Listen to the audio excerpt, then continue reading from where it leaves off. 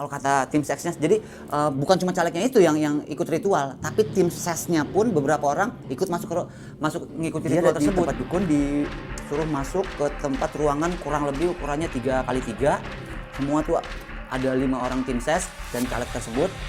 Mereka di situ mereka masuk di ruangan yang gelap, sama sekali nggak ada lampu. Proses ritual itu mulai dari jam 12 sampai menjelang pagi itu mereka baca mantra aja tuh.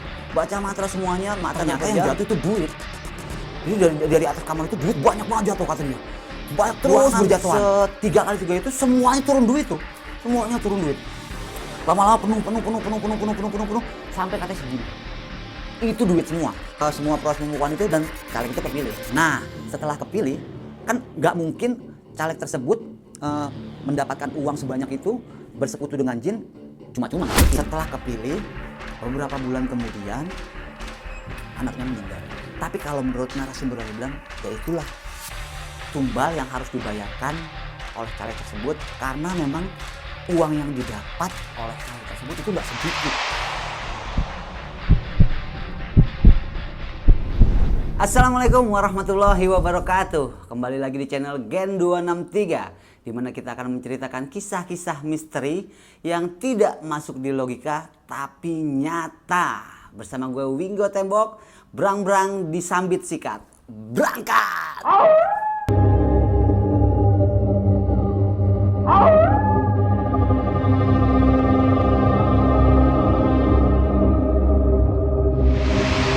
Di episode kali ini kita akan menceritakan cerita dari narasumber yang menceritakan langsung ke gua, tapi dia nggak bisa datang ke sini. Seperti kita ketahui bersama bahwa saat ini adalah tahun pemilu, tahun pemilihan presiden dan juga pemilihan calon legislatif, di mana di zaman semodern ini dan mungkin buat orang-orang perkotaan pesugihan atau bersekutu dengan setan tuh sesuatu yang udah nggak modern ya. Tapi untuk pileg atau pemilihan caleg di daerah-daerah, terutama memang daerah-daerah pedesaan, itu menjadi proses kompetisi yang melibatkan dukun atau makhluk asal.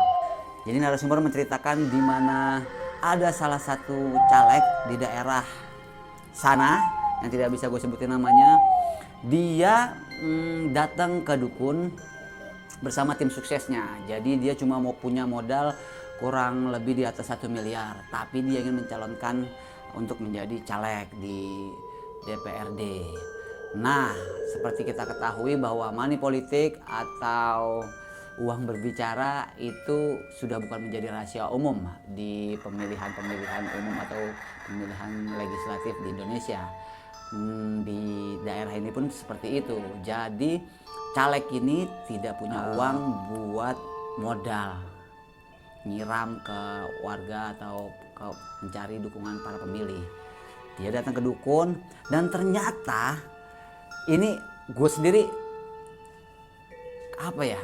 mikirnya tuh nggak masuk di logika, tapi yang bener nyata ini.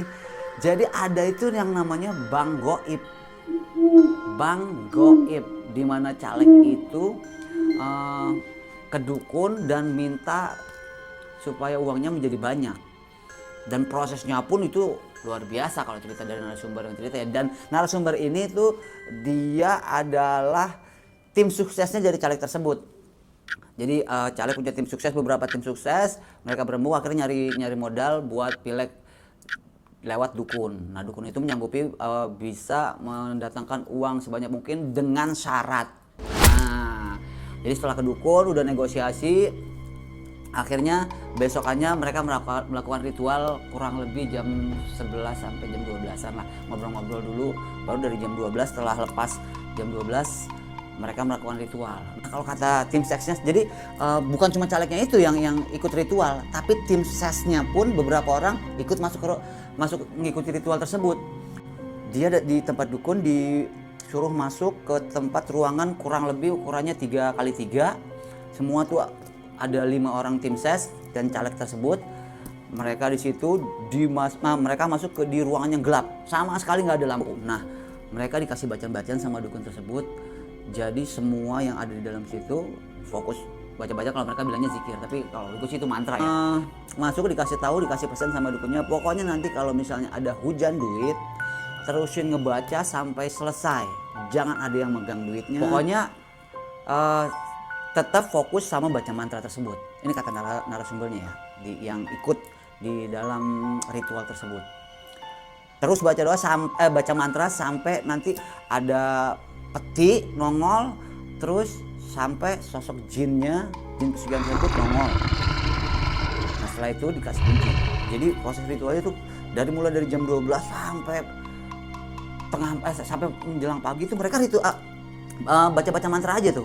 Baca mantra semuanya, mata terpejam.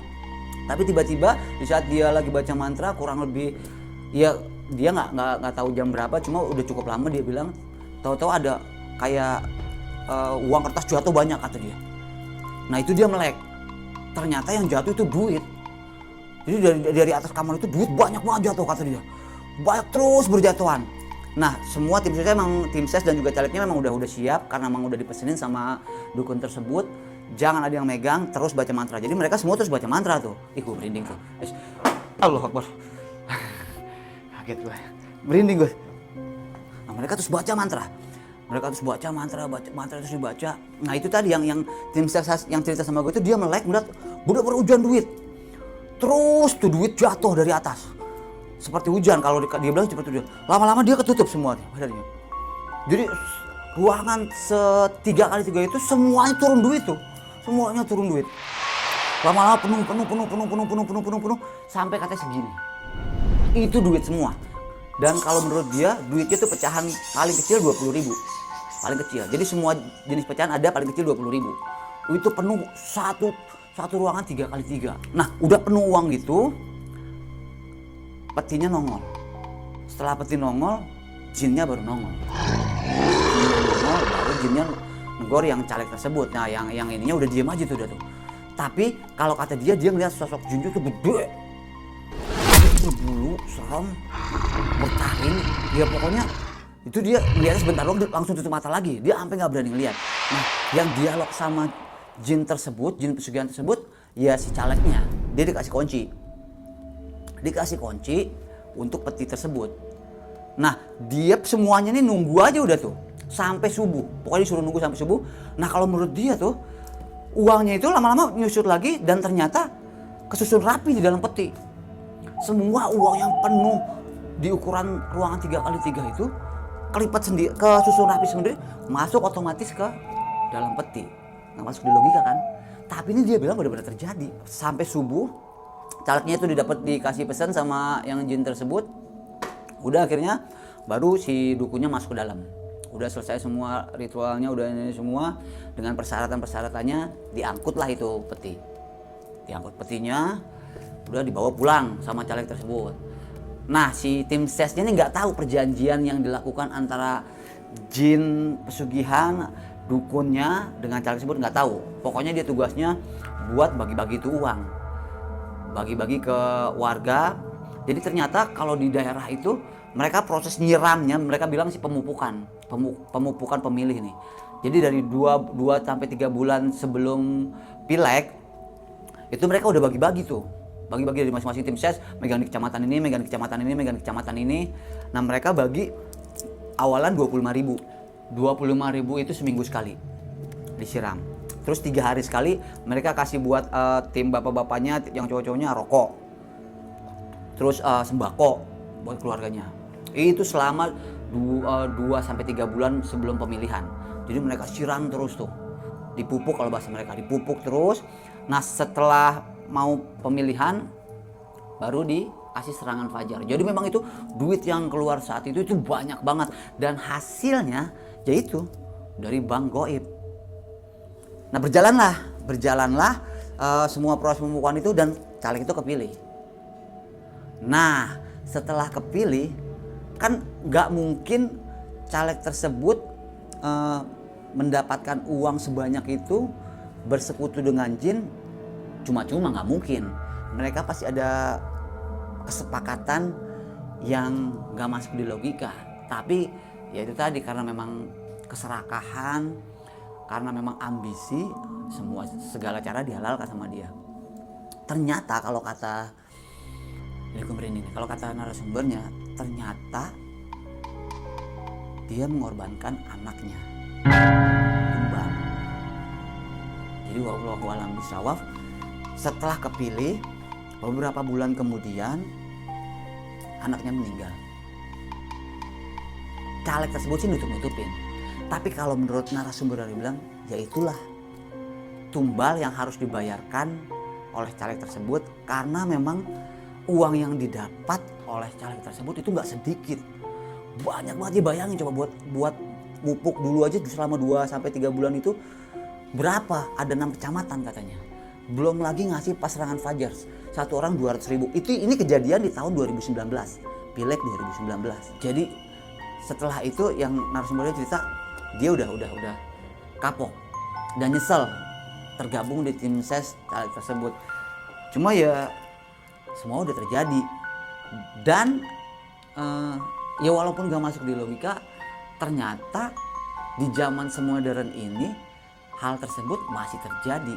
Dan bukan hanya itu aja, jadi bukan cuma pesugihan itu, tapi persaingan antar caleg. Kalau kata narasumber ya, persaingan antar caleg itu bukan cuma sekedar siram uang, bukan cuma sekedar money politik. Kalau di daerah, kata dia, itu udah perang santet. Kalau yang bisa ngelihat katanya udah bola api itu udah main terbang seliuran di atas langit katanya, dan ada aja itu yang kena. Itulah mungkin kalau di perkotaan kadang kita nggak masuk logika, tapi buat teman-teman yang berada di daerah, buat teman-teman yang pernah ngalamin atau pernah ngelihat, ya memang terjadi sampai sekarang pun. Bukan tidak mungkin di 2024 ini banyak sekali caleg-caleg atau ya para ambisius yang ingin meraih jabatan menggunakan hal-hal mistis, bersekutu dengan jin ataupun setan.